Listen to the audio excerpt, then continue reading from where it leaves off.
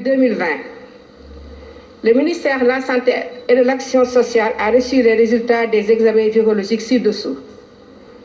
Sur 677 tests réalisés, 64 sont revenus positifs.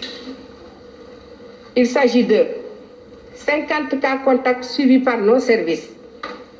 14 cas sont issus de la transmission communautaire, dont 2 à Sangalkam, 2 à Rufisque, 1 à Grand Médine, 6 à Touba, 1 à Thiès, 1 à Sédhiou, 1 à Mbacké, et c'est la femme qui est décédée hier.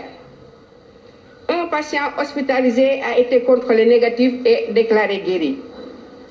Un cas grave est admis en réanimation. L'état de santé des autres patients hospitalisés est stable. À ce jour, 736 cas ont été déclarés positifs, dont 284 guéris, 9 décédés, 1 évacué et donc 442 sous traitement. Comme annoncé, le Sénégal a enregistré son 9e décès lié au Covid-19. Il s'agit d'une femme âgée de 60 ans, décédée au cours de son évacuation vers le centre de traitement et d'isolement de Touba.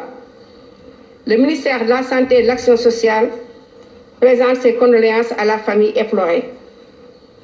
Le ministère de la Santé et de l'Action sociale exhorte les populations au respect strict des mesures de prévention collective et individuelle. Ne cesse de progresser au Sénégal. Aujourd'hui, le virus est présent dans 11 régions.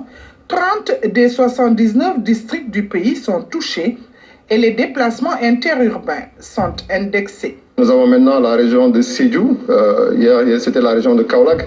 Ça nous amène à poser la problématique toujours de la circulation des personnes, parce que sur le cas de Sédhiou, donc c'est une personne qui a eu à circuler après l'interdiction de circulation entre les régions.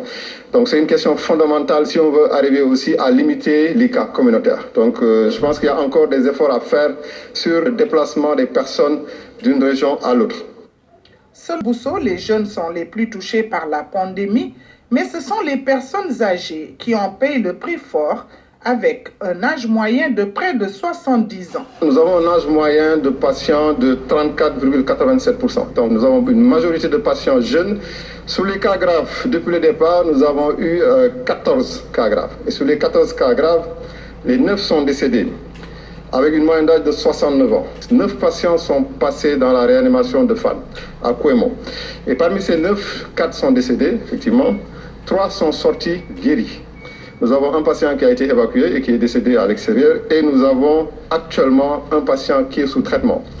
Les autres malades qui sont décédés à Ziguinchor, Louga, Touba, Thiès. Même si le Covid-19 prend une courbe ascendante, le dépistage des personnes contacts demeure la stratégie des autorités sanitaires pour limiter les contaminations massives. Aujourd'hui, la question du dépistage de masse n'est pas encore pour moi. Il faut toute une stratégie, il faut des moyens spécifiques pour pouvoir faire un dépistage de masse. Même si aujourd'hui on testait les 16 millions de Sénégalais, 2 jours après, on peut avoir la moitié qui peut être positive. Donc aujourd'hui, la stratégie reste le dépistage donc, des personnes positives et des contacts qui sont autour de ces personnes.